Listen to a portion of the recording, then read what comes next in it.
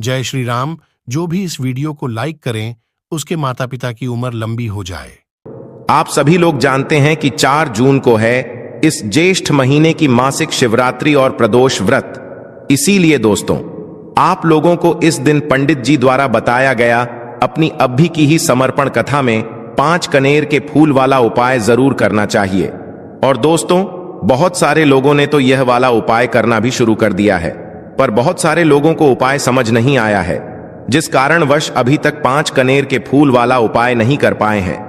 तो इस वीडियो में आप लोगों को हम 4 जून, जिस दिन ज्येष्ठ महीने की मासिक शिवरात्रि और प्रदोष व्रत है, जो कि पंडित जी ने अपनी अभी की ही समर्पण कथा में यहां पर बताया हुआ है, तो दोस्तों इस उपाय को आपको कैसे करना है, कब करना है, कहां पर करना है और उपाय को करते समय आपको किन किन बातों का ध्यान रखना है, यह सारी जानकारी हम आपको इस वीडियो में देंगे। और आप लोग ये बात पहले से जानते हो कि पंडित जी जो भी नया उपाय बताते हैं, उस उपाय को जो भी लोग पहले करते हैं, भाई उन लोगों को इस उपाय को करने का जो फल है वो बहुत ही जल्दी मिलता है और बहुत बड़ा होकर मिलता है। अगर आप लोग भी इस उपाय को ज्येष्ठ शिवरात्रि के दिन करना चाहते हैं तो आप इस उपाय को पहले अच्छे से समझ लेना, सुन लेना, उसके बाद करना। आपको इस उपाय का फल जरूर मिलेगा। और इस उपाय को करने से आपके घर में चाहे किसी भी प्रकार की दुख और समस्या क्यों ना चल रही हो, आपको उसका कारण भी नहीं पता है कि भाई यह समस्या किस कारण से चल रही है।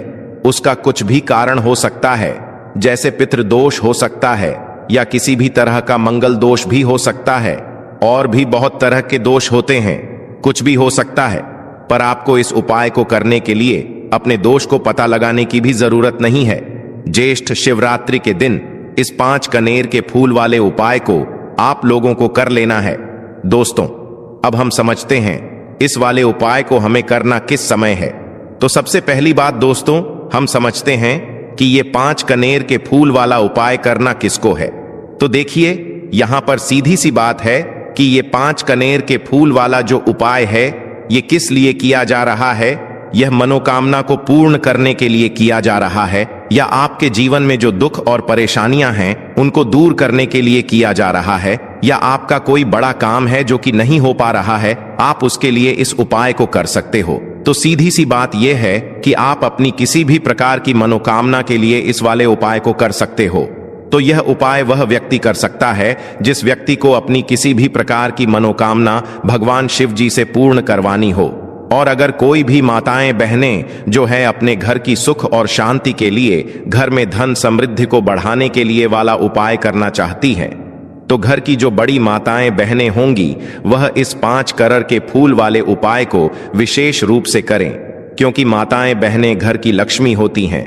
और जब घर की लक्ष्मी कोई विशेष उपाय करती है तो उसका फल ही बहुत जल्दी मिल जाता है और बहुत बड़ा होकर मिलता है। अन्यथा इस उपाय को कोई भी व्यक्ति कर सकता है, चाहे वह बड़ा हो, चाहे वो छोटा हो, चाहे वह बच्चा हो। जिस व्यक्ति को ये 5 कनेर के फूल वाला उपाय समझ आ गया, वह व्यक्ति इस 5 कनेर के फूल वाले उपाय को ज्येष्ठ शिवरात्रि के दिन जरूर करें, क्योंकि उसको इस उपाय को फल बहुत ही जल्दी मिल जाएगा।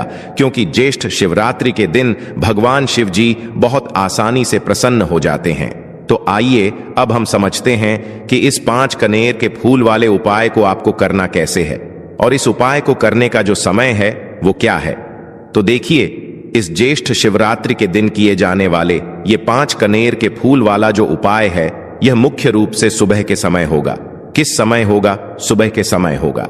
आपको कोशिश यही करनी है कि सुबह के समय हम इस 5 कनेर के फूल वाले उपाय को कर लें।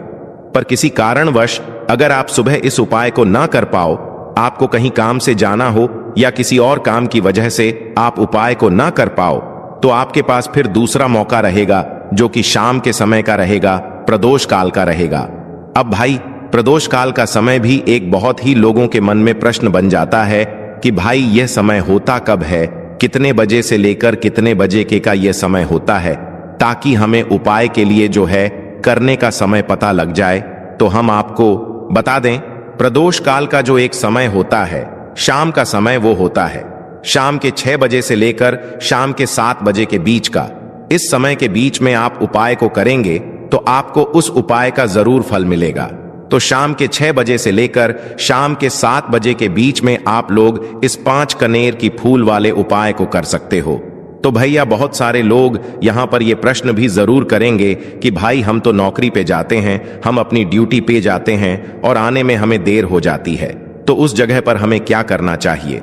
तो देखिए, उन लोगों को भी टेंशन लेने की जरूरत नहीं है। अगर आप लोग इस उपाय को शाम के समय प्रदोष काल में कर रहे हैं और अगर आप आने में देरी भी हो जाती है, आपको आने में 7 बजे तक आप नहीं पहुंच पाते हो, तो भाई आप 7 या रात 8 बजे तक भी अगर उपाय को करोगे तो भी चल जाएगा। और अगर इससे भी थोड़ा देर हो जाती तो भी आप उपाय को कर सकते हो, क्योंकि ज्येष्ठ शिवरात्रि का दिन है। ये दिन बहुत ही कम आता है पूरे साल भर में, इसलिए जब आपको मौका मिल जाए, जब आप इस उपाय को जरूर कर लेना। कोई भी उपाय हो आप कभी भी कर सकते हो ज्येष्ठ शिवरात्रि के दिन। बस कोशिश करना कि समय के थोड़ा मतलब अंतर्गत ही कर लो, पर किसी कारणवश अगर ना कर पाओ तो फिर आप थोड़ा देरी से भी कर सकते हो। आपको उपाय का फल जरूर मिलेगा, क्योंकि भगवान शिव विजन बहुत ज्यादा प्रसन्न होते हैं सभी भक्त गणों से जो उनको प्रसन्न करते हैं। तो अब हम यहां पर समझते हैं कि आपको उपाय कैसे करना है। सबसे पहली चीज दोस्तों, ये जो उपाय है ये 5 कनेर के फूल वाला उपाय है। तो सीधी सी बात है, इस उपाय में हमें 5 कनेर के फूल तो लेने ही लेने पड़ेंगे। अब यहां पर एक सबसे बड़ी गलती होती है जो कि आप उपाय में करते हो और आपको पता भी नहीं लगता है, जो कि हम आपको बताते हैं। देखिए, जो आप 5 कनेर के फूल लेकर आओगे, सबसे पहले तो कनेर का फूल आप लोगों को पता होगा कि कैसा होता है। हम आपको जब भी बता देते हैं, कनेर के फूल वो होते हैं जो कि पीले कलर के होते हैं, लंबे लंबे से होते हैं। आप लोगों ने देखे भी होंगे, आप लोगों ने जो थंबनेल में फूल देखा हुआ था वही कनेर का फूल होता है। तो आप लोगों को वैसे ही 5 कनेर के फूल लेकर आने हैं। ये कनेर के फूल आप लोगों को बहुत आसानी से मिल जाते हैं, बस आपको इसका पेड़ ढूंढना होता है और बहुत सारे फूल उसमें लगे हुए होते हैं, कुछ भी कमी नहीं होती है।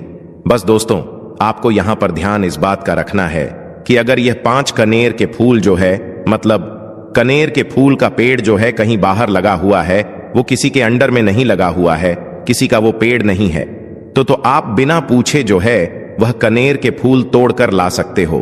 पर अगर कोई सा कनेर का पेड़ किसी के घर के अंदर लगा हुआ है और आपको वह कनेर के फूल उसके घर के अंदर से चाहिए, तो भाई उससे पहले पूछना कि भाई हम जो है आपके पेड़ में से 5 कनेर के फूल ले लें या कनेर के फूल ले लें।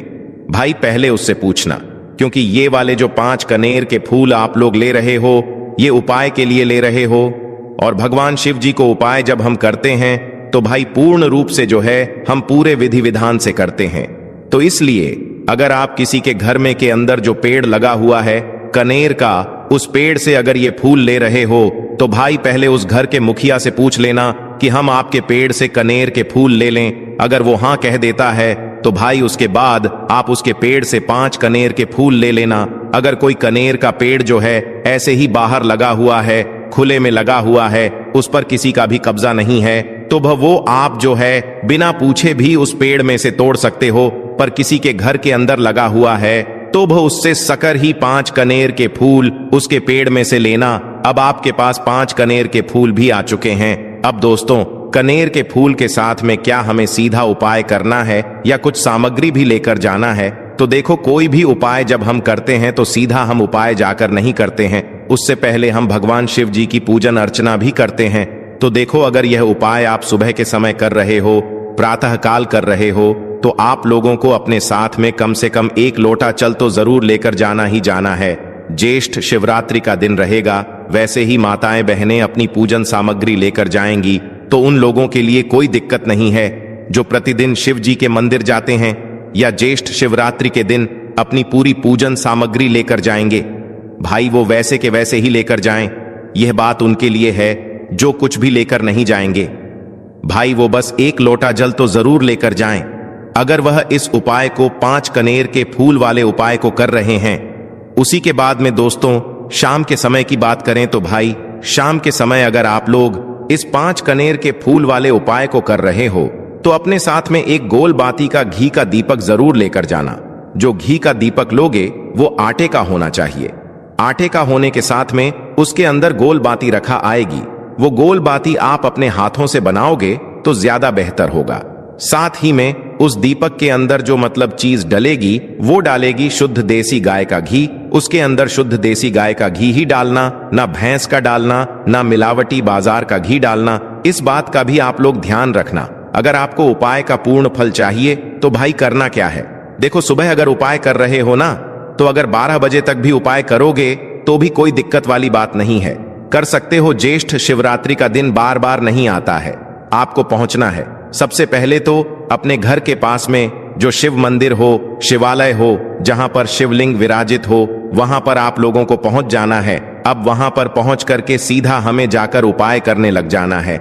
नहीं, आपको पहले अपना शिव जी के मंदिर के अंदर प्रवेश करना है, भगवान शिव जी के दर्शन करना है। पहले आपको अपनी अपनी पूजन अर्चना करनी है। जैसे कि एक लोटा जल जो लेकर गए हैं भाई, वो एक लोटा जल चढ़ा दें। इसके अलावा जो भी पूजन सामग्री है आपकी, फूल, धतूरा, गुलाल, अबीर, गुलाल, जो भी चीजें हैं, चंदन वगैरह, उन सारी चीजों से आप पूजन अर्चना कर सकते हो। पर जो उपाय के 5 कनेर के फूल हैं वो आप अलग ही रखना, वो उपाय के समय ही हमें निकालने हैं। तो पहले आप अपनी पूजन अर्चना कर लेना। जैसे आप मंगलवार के दिन करते हो, मंगलवार के अष्टम के दिन करते हो, वैसे आप अपनी पूजन अर्चना कर लेना। इसी तरीके से शाम के समय है, शाम के समय जब आप अपने घर के पास में जो शिव मंदिर हो वहां पर पहुंचोगा, तो पहुंचने के बाद आप पहले अपना वह घी का दीपक जलाना। अब घी का दीपक जलाने में भी इस बात का ध्यान रखना, इस घी के दीपक को आपको अपने घर से जलाकर नहीं लेकर जाना है और मंदिर में जाकर भी जलाना है। और मंदिर में जाकर जलाओगा तो उसे अपनी माचिस से ही जलाना है। अपने घर से इस दीपक को जलाने के लिए अपनी माचिस लेकर आना। अगर आपने मंदिर में किसी और की माचिस ले ली इस दीपक को जलाने के लिए, अगर आप शाम के समय इस वाले उपाय को कर रहे हो, तो भाई इस उपाय को करने का फल जो है उस व्यक्ति को भी मिल जाएगा जिस व्यक्ति की आपने माचिस ली होगी। इसलिए आप अपने घर से अपनी ही माचिस लेकर जाएं। उसके बाद में दोस्तों, आप लोगों को एक बात का और ध्यान रखना है कि जब आप उस दीपक को जला दो, जलाने के बाद उस दीपक से आप चाहो तो आरती भी उतार सकते हो, अन्यथा कोई दिक्कत वाली बात नहीं है। आप उस दीपक को भगवान शिव जी के इतने पास मत रखना कि भगवान शिव जी को आंच लगी, थोड़ी दूरी बनाकर ही जो है आप उस दीपक को जो है भगवान शिव जी के शिवलिंग के पास में रखना। क्योंकि अभी हम जो है भगवान शिव जी को प्रसन्न करने वाले हैं, तो इसलिए जो है भगवान शिव जी को आंच ना लगे, इतनी दूरी बनाकर आप उस दीपक को रख दीजिएगा। जैसे ही आपकी पूजन अर्चना हो जाती है, आप जल चढ़ा देते हैं। सुबह के समय गए तो जल चढ़ा देते हैं, पूजन अर्चना हो जाती है। फिर आप उसके बाद में भगवान शिव जी की शिवलिंग के पास में कहीं पर भी बैठ जाइए, सामने बैठ जाइए या आसपास बैठ जाइए। उसी तरीके से शाम के समय है, दीपक जैसे ही लग जाए तो भाई आप अपना उपाय को यहां पर कर सकते हैं। और उपाय को करने से पहले आप अपने वह 5 कनेर के फूल निकाल लीजिए, क्योंकि अब हम यहां पर उपाय को करने वाले हैं। उपाय को करने के लिए आप शिवलिंग के सामने भी बैठ सकते हैं, आसपास भी बैठ सकते हैं, कोई दिक्कत वाली बात नहीं है। अब हमारे पास 5 कनेर के फूल हैं, तो सीधी सी बात है कि इन 5 कनेर के फूलों को हमें 5 अलग अलग जगहों पर यहां पर चढ़ाने हैं। अब वो 5 अलग अलग जगह कौन सी हैं वो हम आपको बताते हैं। देखिए, 5 अपने कनेर के फूल आप अपने सामने निकाल कर रख लीजिए। अब 5 कनेर के फूल में से सबसे पहला वाला कनेर का फूल आप लोग उठाइए और पहले वाले कनेर के फूल आपको कहां पर चढ़ाना है, वो आपको चढ़ाना है भगवान शिव जी की शिवलिंग के ऊपर, जो गणेश जी वाला स्थान होता है वहां पर। अब भगवान शिव जी के शिवलिंग के ऊपर गणेश जी वाला स्थान कहां पर होता है? भगवान शिव जी की शिवलिंग होती है, शिवलिंग की जलाधारी होती है। जलाधारी का जो राइट हैंड साइड होगा, मतलब शिवलिंग की तरफ से खड़े होकर देखना कि भगवान शिव जी का सीधा हाथ कौन सा है, राइट हैंड साइड कौन सा है। उस राइट हैंड साइड पर आपको ये पहले नंबर का कनेर का फूल समर्पित करना है। और जो फूल का खिला हुआ भाग होगा ना, वो शिवलिंग की तरफ करके ही आप लोग जो है इस पहले नंबर के फूल को भगवान गणेश जी वाले स्थान पर समर्पित करना, जलाधारी के राइट हैंड साइड पर। अब दोस्तों, निकाल लेना अपना दूसरे नंबर का कनेर का फूल। अब दूसरे नंबर के कनेर के फूल को आपको कहां पर समर्पित करना है, या आपको समर्पित करना है भगवान कार्तिकेय जी वाले स्थान पर। अब गणेश जी वाला स्थान राइट हैंड साइड पर होता है, तो कार्तिकेय जी वाला स्थान लेफ्ट हैंड साइड पे होता है, जलाधारी के ऊपर है। तो जलाधारी के ऊपर जो लेफ्ट हैंड साइड का जो हिस्सा है वहां पर कार्तिकी जी के स्थान है। तो इस दूसरे नंबर के फूल को आप वहां पर समर्पित कर देना और भगवान से प्रार्थना कर लेना, और फूल का खिला हुआ भाग शिवलिंग की तरफ ही होना चाहिए।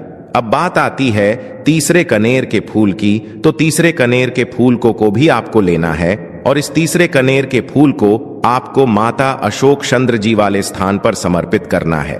अब ये माता अशोक चंद्र जी का स्थान कहां पर होता है दोस्तों? ये जो स्थान होता है ये जलाधारी के बिल्कुल बीचों बीच में होता है। आपने पहला फूल भगवान गणेश जी वाले स्थान पर चढ़ाया, दूसरा फूल कार्तिकी जी वाले स्थान पर चढ़ाया, अब ये तीसरा फूल जो है इन दोनों फूलों के बीचों बीच चढ़ेगा। मतलब जहां पर माता अशोक सुंदर जी का स्थान होता है, खिला हुआ भाग शिवलिंग की तरफ करके ही जो है इस तीसरे नंबर के फूल को आप समर्पित कर देना माता असक चंदी वाले स्थान पर।